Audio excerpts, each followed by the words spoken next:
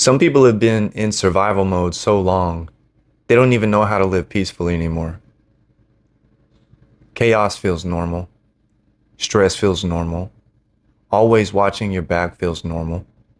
And when life finally gets quiet, they self-destruct because peace feels unfamiliar. That's what trauma does. It trains your nervous system to expect survival instead of stability. So people sabotage healthy relationships, healthy opportunities, healthy routines, not because they want pain, but probably because pain feels familiar. At some point, you have to ask yourself, are you building a future or are you still just surviving your past? Because those are not the same thing. A lot of people don't heal. They perform. They learn how to smile, how to joke, how to act normal. But underneath all of it, they're exhausted. Because carrying a fake version of yourself every day is heavy. And eventually the mask starts slipping. That's why some people explode emotionally out of nowhere. Because pressure builds. And buried things don't stay buried forever.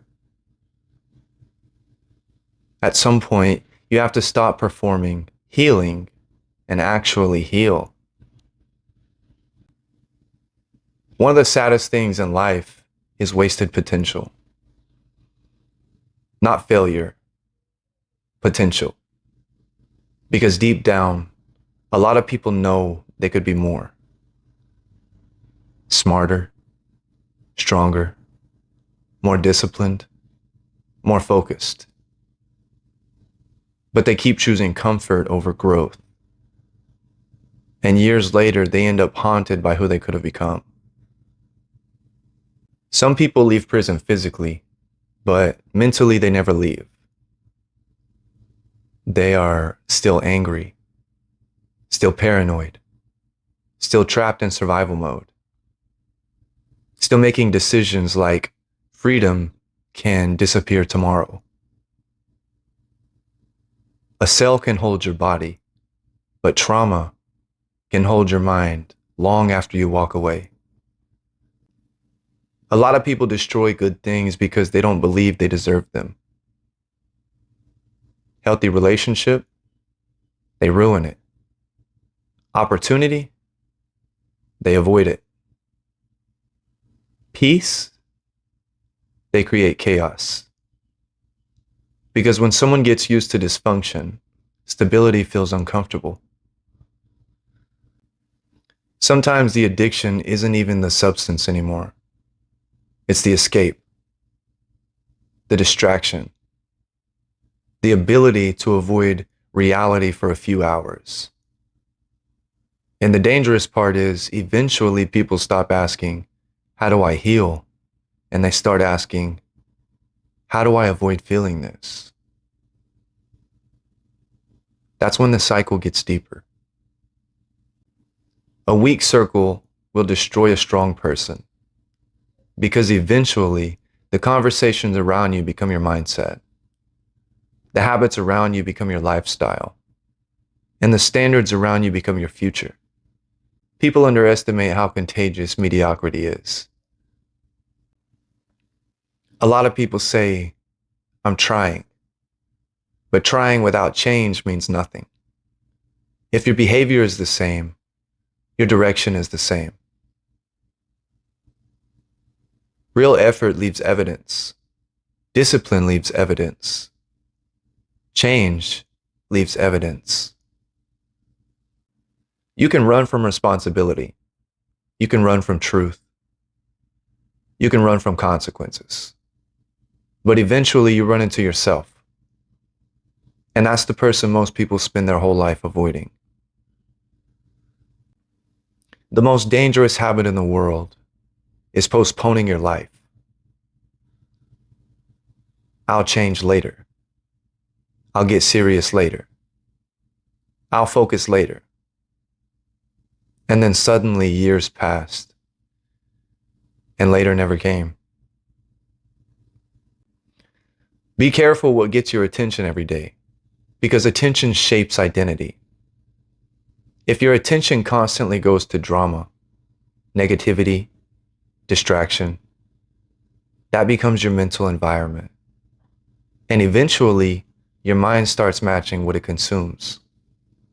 Pride destroys more people than failure ever will, because pride stops people from apologizing, learning, listening, changing. A lot of people would rather protect their ego than improve their life.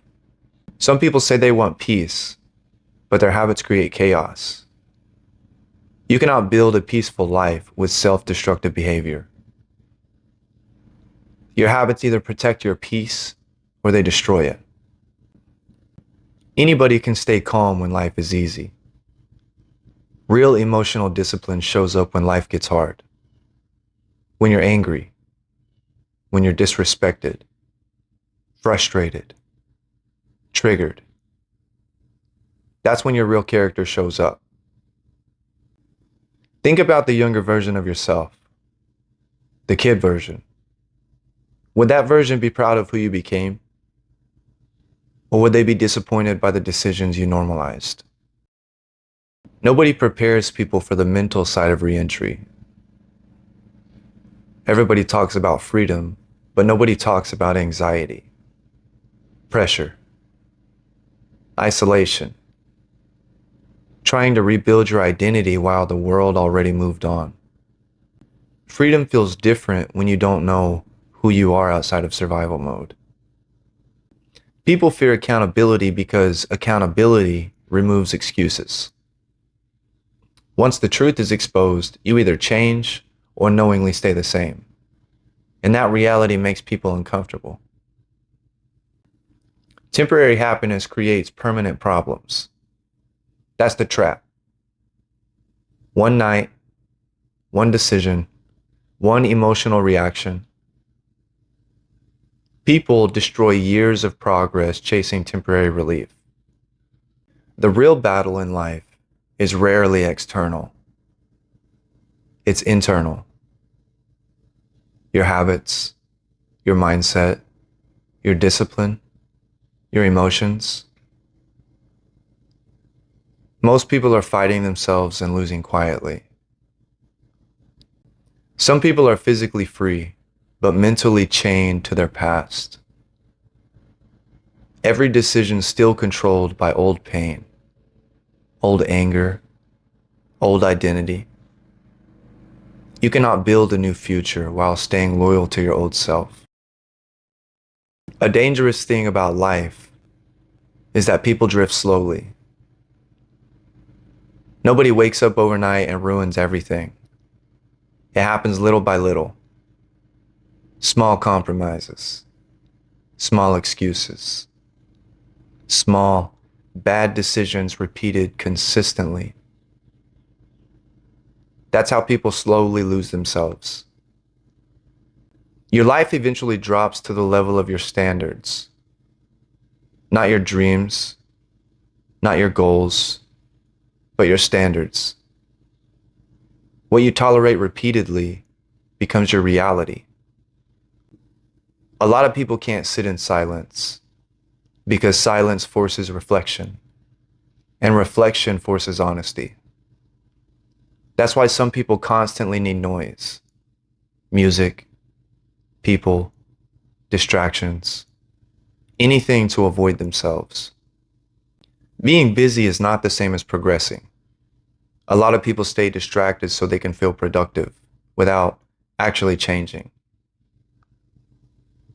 Movement and progress are not always the same thing. People carry emotional weight for years without ever realizing how much it affects them.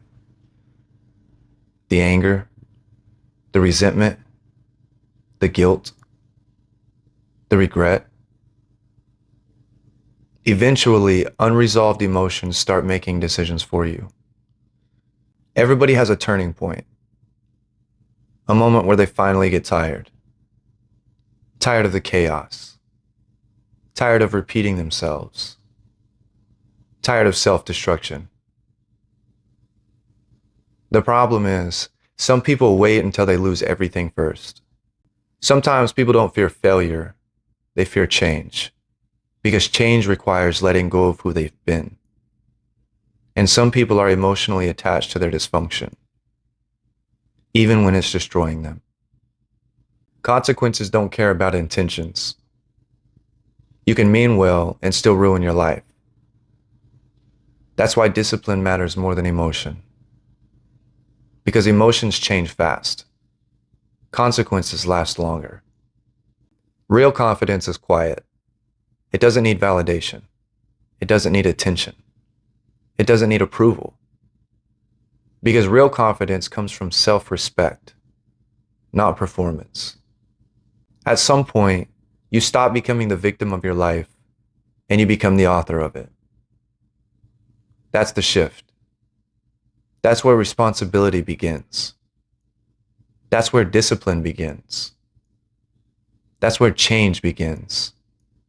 And most people spend their entire life avoiding that moment.